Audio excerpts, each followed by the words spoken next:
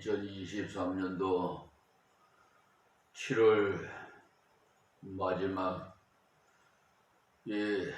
31일 새벽을 맞이해서 어제에 이어 이사야 63장 9절 말씀부터 은혜 받겠습니다. 하나님의 그러니까 9절 말씀에 그들의 모든 환난에 동참하사 자기 앞에 사자로 그들을 구원하시며 아멘. 여기에 그들의 모든 환난에 동참하사 이 말씀 들기 전에 어제 말씀을 다 못 드린 것이 있어서 8절에 있는 말씀 중에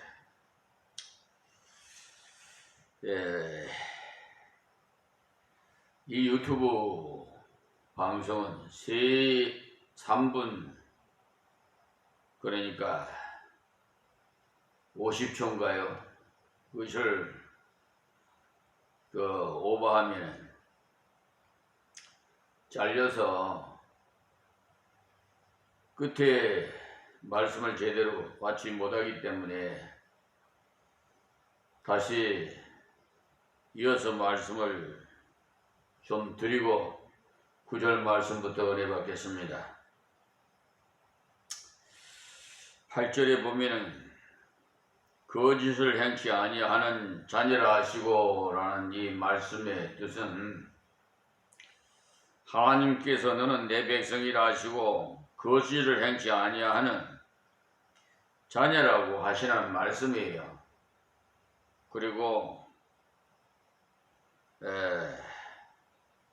여러분께서 생각하시기에 그러면 하나님의 백성은 거짓말 한 번도 안 하나? 이런 반문이 하실 것 같아서 추가로 말씀을 드립니다만 하나님의 백성도 예수 믿고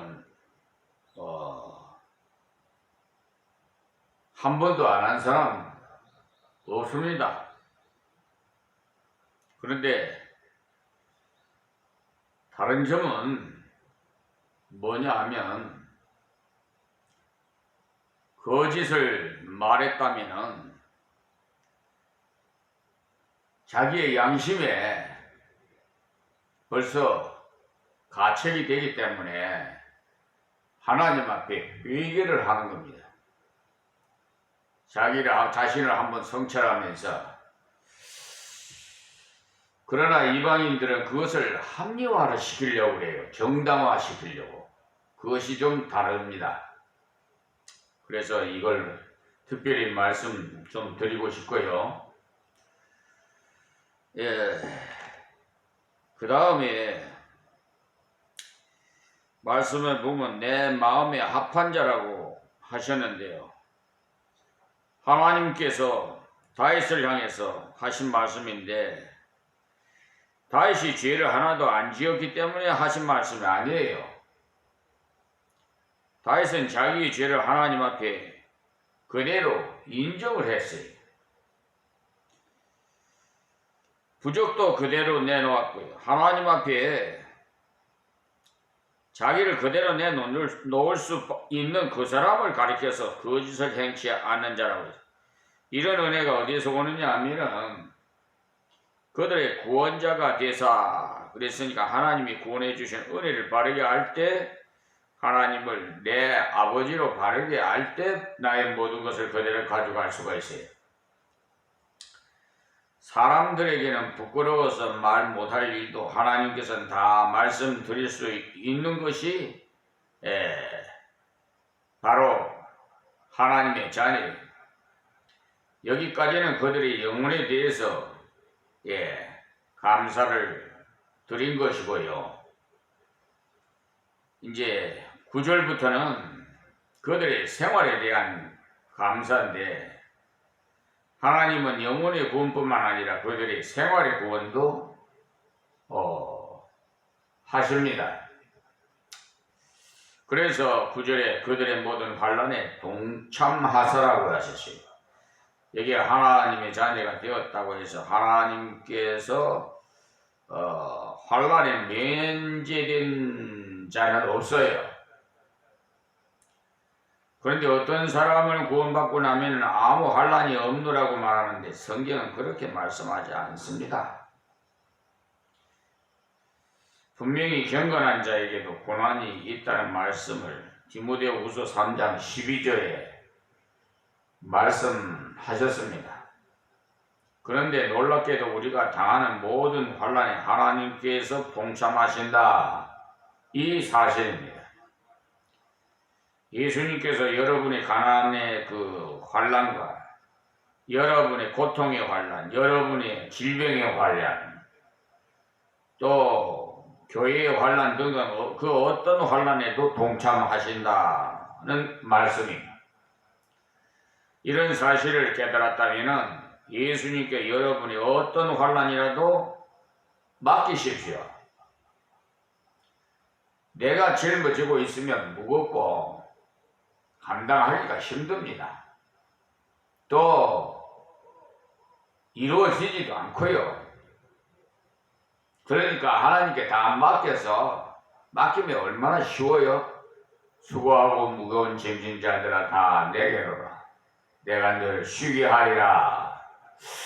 그 얼마나 귀한 복된 말씀이고 은혜스러운 말씀입니까? 옆에서 누구든지 이러한 위로의 말씀을 해주시면 여러분 얼마나 감사합니까? 당신을 돕겠소 하면 얼마나 감사해요. 그렇죠? 그런데 우리 아버지 하나님께서 이렇게 약속하셨어요. 그러니 뭐 더더욱 뭐라고 감사의 표를 말씀드리겠습니까? 주님께서 분명히 동참하신다고 했으니까 맡아달라고 기도하십시오. 나의 짐을 맡아달라고 간청하십시오. 그리고 동참하사 자기 앞에 사자로 그들을 구원하시면, 이 말씀도 무슨 말씀이냐면 환난 앞에 먼저 하나님의 사자가 간다, 이 말씀이에요. 하나님의 사자가 먼저 가요. 이스라엘 광야를 지날 때 하나님의 사자인 구름기둥, 불기둥이 앞서갔지요. 출애굽기 13장 21절에서 22절 말씀 보십시오. 그때 불기둥, 구름기둥이 갈 길을 인도도 하셨지만은 전쟁에도 동참하셔서 이스라엘 쪽은 환하게 하시고 저들 쪽은 깜깜하게 하심으로써 밤새도록 저들이 가까이 오지 못하도록 지켜주셨어요. 얼마나 멋있습니까? 여러분, 저는 이런 걸 상상을 하면요, 우리 아버지 정말 멋쟁이 아버지시다. 우리 하나님. 출애굽기 14장 19절에서 25절에 그 말씀이 기록되어 있으니까 한번 묵상해 보시면서 우리 아주 멋있는 우리 아버지 하나님, 멋쟁이 아버지를 에게 감사하십시오. 또 밤에는 그들이 춥지 않도록 온기를 더하셨고, 또 낮에는 강렬한 햇빛에 상하지 않도록 구름으로 덮개를 삼아서 지나가게 하셨어요. 시편 105편 39절에 말씀이 기록되어 있습니다. 요즘 장마가 끝나고 또 나니까 햇빛이 얼마나 따가운지, 낮에 무슨 일이 있어서 잠깐 밖에 이렇게 거동이 불편하지만 지팡이를 의지하고 나왔더니 아유 정말요 불볕더위라고 말만 해도 실질적인 불볕더위. 지구가 빵꾸가 온난화 현상으로 나가지고 얼마나 뜨거운지 열사병 일사병으로 죽은 분들이 뉴스를 보니까 나오더라고요. 이렇게 더우니까 말이에요. 아주 그냥 밤에도요. 그 열기가 식지를 않아서 엄청나게 더워요. 정말 선풍기 에어컨 없이는 정말 물속에 들어가 앉아 있었던지 해야지. 너무 더웠어요. 너무 더우니까 잠도 잘 수도 없고요. 자, 그런데 하나님께서 때를 따라 하나님 도와주시거든요.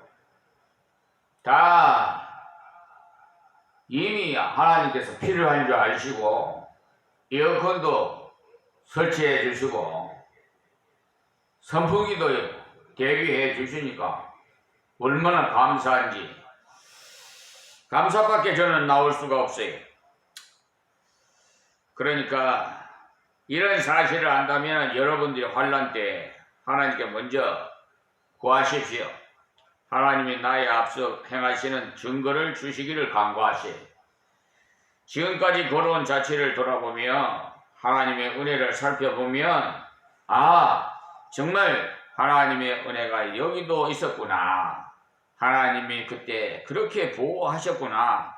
하나님이 그때 그렇게 인도하셨구나 라는 것을 알아서 하나님의 놀라운 사랑을 곳곳에서 발견할 수가 있어요. 때로는 하나님이 앞서가신 것을 발견할 수도 있고요.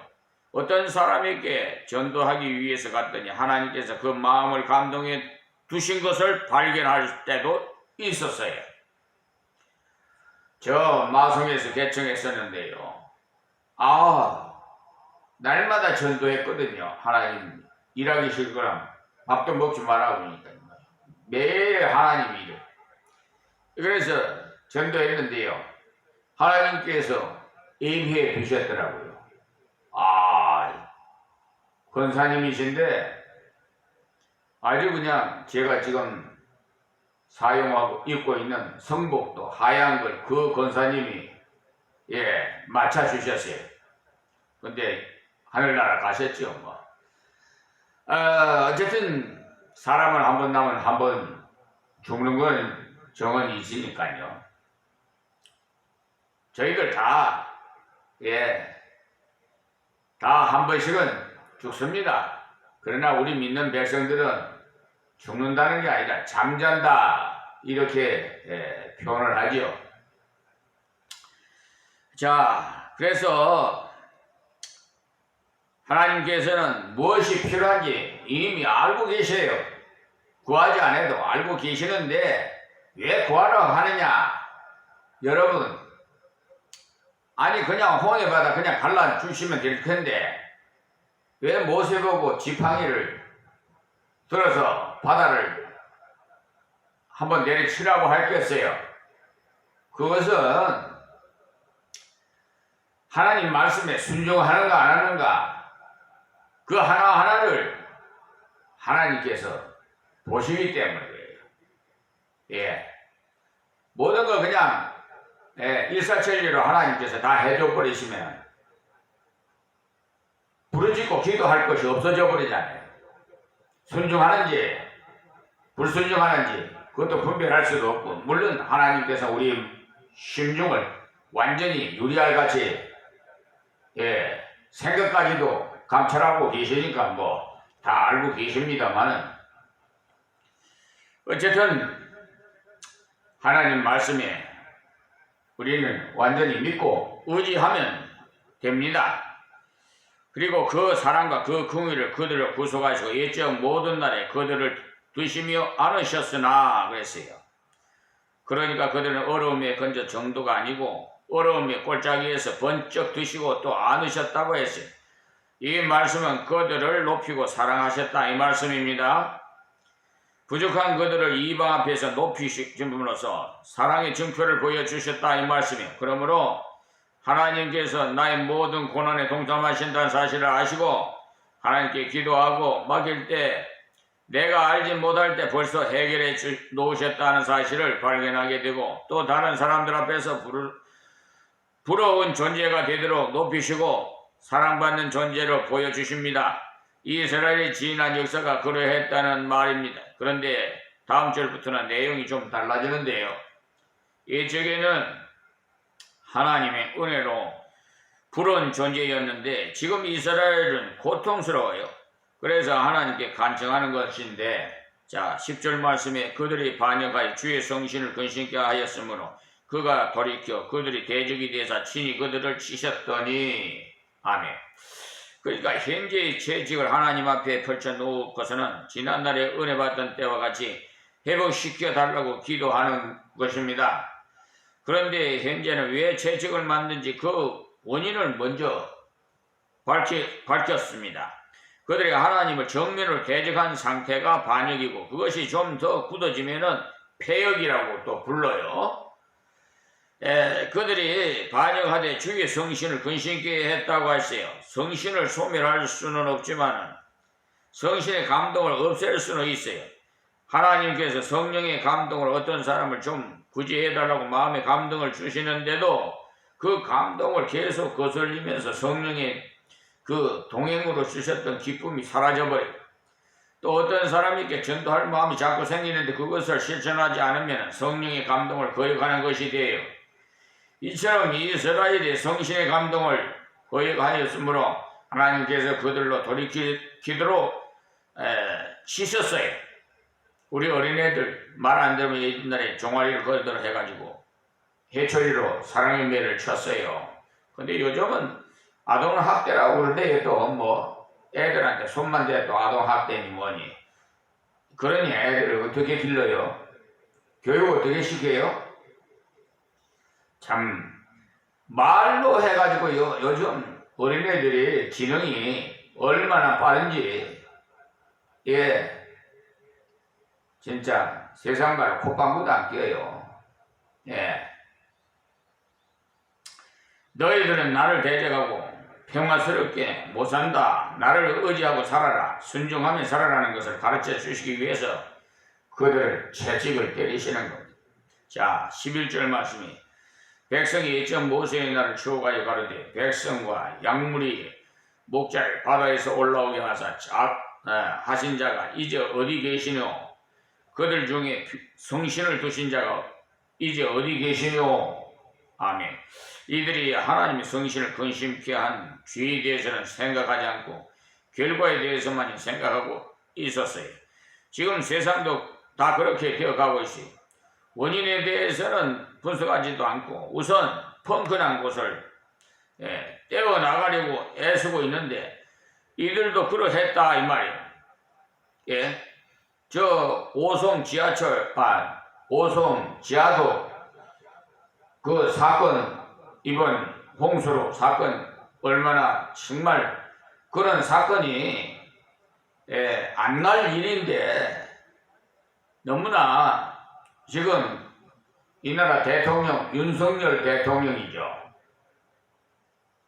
예수님을 좀 믿고 하나님 말씀을 좀 들어고 하는 대통령이 되었으면 좋겠습니다. 국민의 재산과 보호를 해야 할 대통령의 직무를 온전히 감당하지 못하기 때문에 그런 불상사가 일어나요. 올바른 참모진을 둬서 말이에요. 다 어디 일거서일투서 다 할 수가 없잖아요. 그러니까 장차관들 다 뭐 하는 거예요? 어디다 어떤 사람들을 쓰는 거예요?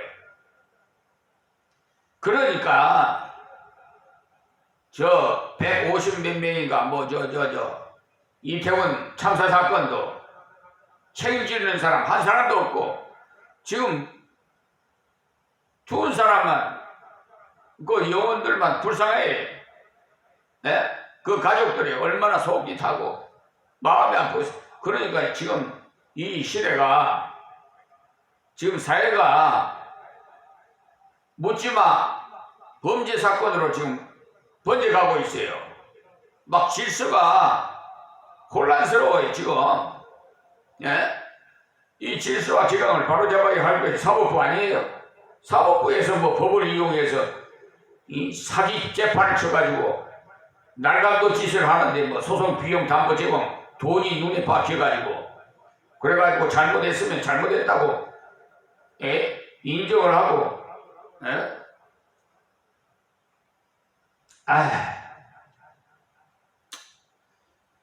그렇게 해야 되는데 회개하잖아요. 정당화를 하시게. 그래서 그 문제가 돼요. 이제 언젠가는 골목 것이 터질 때가 있어요. 예, 보십시오. 하나님의 심판이 정수리까지 차면은 심판하실 겁니다. 자, 그래서 이렇게 하나님의 말씀을 대적하고 순종하지 않는 자들은 이러한 결과와 어려운 결과가 일어나는데도 그것을 임시 변통을 하고, 아니 도둑 맞고 나서 뭐 문단속하면 뭔 소용이 있어요? 미연에 좀 방해하면 못 써요. 참 안타까워요. 옛날에 지금이나 잘하는 말이 누구누구 같은 분은 이제 눈 닦고 봐도 없다고 합니다만 그런 것이 아니에요. 하나님께 모세와 같은 종을 일으켜 주시기를 기도하고 또 우리가 그와 같은 종 되기를 기도하시기 바랍니다. 예. 다음 12절 말씀에 그 영광의 팔을 모세의 오른손과 함께 하시며 그 이름을 영영케 하려 하사 그들 앞에서 물로 갈라지게 하시고. 아멘. 인간의 힘으로는 도저히 해결할 수 없었던 홍해가 하나님의 능력으로 갈라지게 하셔서 하나님께 영광 돌리게 하셨지요. 지금 우리들도 하나님께서 하나님의 영광 돌릴 길로 고난의 길일지라도 가게 하신다면 어떤 장벽이 가로놓여 있는 것이 문제가 아니에요. 장벽을 어떻게 뚫고 나가는 것이 하나님께 영광 돌릴 길인지를 바로만 안다면 문제될 것이 하나도 없습니다. 예, 다 자기들이 하나님이고 자기가 해결하려고 하니까 힘들어요. 어떤 때는요, 장벽이 가로놓여 있는 것이 하나님의 영광 나타낼 기회로 주시는 때도 있어요. 그럴 때 그것을 바르게 한다면 그 문제를 놓고 믿음으로 기도할 수밖에 없습니다. 다음 13절 말씀이 그들은 기쁨으로 인도하시되 말이 광야에 행함과 같이 넘어지지 않게 하신 자가 이제 어디 계시뇨? 바닷속을 대로되게 하신 하나님의 역사를 말하는 것인데 홍해 바닷속에 울퉁불퉁하기도 할 텐데 하나님 물을 가르시더니 대로가 돼서 지금 말하면 고속도로 같이 말이에요. 이스라엘이 줄줄 건너가게 하셨어요. 바다 한번 이렇게 물 빠지면 갯벌이 돼가지고 막 진흙이 되고 막 진흙벌이 그냥 푹푹 빠지고 그렇잖아요. 그런데 그렇다는 성경에 그런 말씀은 없어요. 대로가 되게 하셨다고. 그러니까 고속도로가 그냥 낮은 것이지요. 뭐 건너게요. 그런데 애국 군인들이 따라와 보니까 대로가 있었으므로 병거를 몰고 이스라엘을 뒤쫓다가 하나님이 간섭하시니까 병거 그 바퀴가 빠져나가고 또 물은 합쳐져서 그들은 모두 죽고 말았습니다. 하나님 백성이 하나님을 참으로 의지해 나갈 때 어떤 장벽도 다 무너뜨려 주신다. 이 약속입니다. 다음 14절 말씀이 여호와의 신이 그들로 골짜기로 내려가는 가축같이 편히 쉬게 하셨도다. 아멘. 성령이 그들로 함께 하시니까 내리막길을 쉽게 내려가는 가축처럼 편안하고 흐뭇한 가운데 홍해를 건너면서 역경을 이겨나갔다. 이 말씀이 주께서 이같이 주의 백성을 인도하사 이름을 영화롭게 하셨나이다 하였느니라 했으니 이런 은혜를 그들이 어떻게 입을 수 있었느냐. 그때 많은 사람이 대적했으나 그 중에 몇몇 사람이 하나님을 의지했어요. 이스라엘 백성 전체가 믿음이 좋았기 때문이 아닙니다. 하나님께서 소돔 고모라에 의인 50명이 있으면 또 소돔 고모라에 의인이 10명이 있으면 이라고 하셨죠. 거기 악인이 얼마나 많으냐가 문제가 아니고 의인의 숫자가 중요해요. 그래서 의인 숫자를 물으셨어요. 지금 우리를 향해서 그런 물음을 물으실지 몰라요. 너희가 의인 10명에 해당하느냐고 말입니다. 이런 사실을 볼 때 시대마다 알곡이 그리 많지 않다는 사실을 알 수가 있어요. 저 대형교회나 수천 명이 수만 명이 하나님 앞에 다 신앙생활 하는 척 하지만은 그 쭉정이들이 엄청나게 많다는 사실을 오늘도 이 성경을 통해서 우리가 알 수가 있어요. 그때 많은 백성이 돌로 모세를 치려할 때 모세는 하나님께 엎드렸어요. 지금 역시 마찬가지예요. 하나님께서 모세의 기도를 들으시고 놀라운 역사를 일으킨 겁니다. 하나님께서는요, 여러 사람 때문에 역사하시는 것이 아니에요. 필요하신 경우에 한 사람 때문이라도 놀라운 역사를 하십니다. 사람이 많다고 역사하는 것이 아니에요. 한 사람 때문에 역사하시는 경우가 많아요. 그러니까 여러분, 한 사람이라도 바른 믿음으로 하나님께 나아가 기도한다면 하나님께서 이 나라, 이 교회를 인도하시되 큰 능력으로 인도하실 겁니다. 어느 날 무디가 영국에 갔는데 어느 교회에서 설교 부탁을 했어요. 그는 자기가 은혜 받고자 영국에 갔다가 설교 부탁을 받았기 때문에 매우 당황스럽고 또 망설여졌지만 허락하고 낯설교를 했어요. 그런데 참으로 보통 때와 다르게 힘이 들었어요. 청중들이 은혜 받는 것 같지 않았기 때문에 괜히 설교한다고 허락했구나 싶은 후회도 되었습니다. 그런데 밤에 큰 역사가 일어났어요. 많은 사람들이 복음을 받아들이겠다고 손을 들었답니다. 영국 사람들이라 미국식 발음을 잘못 듣고 이렇게 많은 사람들이 손을 들었나 싶어서 다시 반복해서 설명을 하면서 잘 듣고 손을 들으라고 했지만 첫 번째와 마찬가지로 많은 사람들이 그리스도를 구주로 영접하겠노라고 손을 들었어요. 너무나 놀라운 일이었어요. 왜 이런 역사가 일어났는지 나중에 알고 보니까 그 교회의 어떤 자매의 기도로 인해서 하나님의 역사였다는 것입니다. 그 자매는 40년 동안이나 병상에 앉아 누워 있었는데 앓다가 누워 있었는데 그녀의 동생이 낮 예배를 마치고 돌아왔을 때 물었어요. 오늘은 누가 설교를 하셨니? 무디라는 분이 미국에 오셔서 설교를 은혜스럽게 하시디? 아니 별로던데. 그래, 그렇다면 오늘 저녁부터 밥 가져오지 말아라, 이렇게 했다는 겁니다. 곧 문을 닫고 이 여인은 기도하기 시작했어요. 그녀는 병상에 누워 있으면서 무디 선생님 자기 교회에 와서 말씀을 전할 수 있게 해달라고 2년 동안이나 기도해 왔는데 하나님께서 그 기도를 들으시고 무디 선생님을 보내주셨다는 겁니다. 그런데 무디 선생님이 오셨으나 설교가 은혜스럽지 않다고 하니 그녀는 금식하면서 간절히 하나님께 기도했어요. 그날 밤부터 마치는 날까지 놀라운 부흥의 그 역사가 일어났어요. 여러분, 부흥의 사람 숫자가 많은 것도 해당이 되겠지만 그보다도 심령의 부흥을 말하는 겁니다. 우리가 심령의 부흥이 일어나야 돼. 사람들은 알지 못하되 무디를 노래했을 것입니다. 칭찬했을 것입니다만 하나님께서는 병상에 누워있는 한 자매의 간절한 기도를 들으시고 무디를 크게 사용하신 거예요. 40여 년 동안 병상에 누워있었으니 사람들의 생각으로 아무 가치 없는 존재처럼 보였지만 그녀는 큰 일을 한 것이, 그녀는 하나님이 들으시는 기도를 들으신 것입니다. 하나님으로 쉬시지 않도록 기도드린 것, 하나님의 놀라운 역사는 많은 사람 때문이 아니라 몇몇 사람의 믿음의 기도를 통해서 역사하신다는 사실을 아시기 바랍니다. 그래서 이사야도 간절히 민족을 위해서 하나님의 능력을 믿고 기도를 드리는 것입니다. 그래서 오늘 이 7월 31일 월요일 이렇게 새벽 기도의 말씀을 여기서 오늘은 마치겠습니다.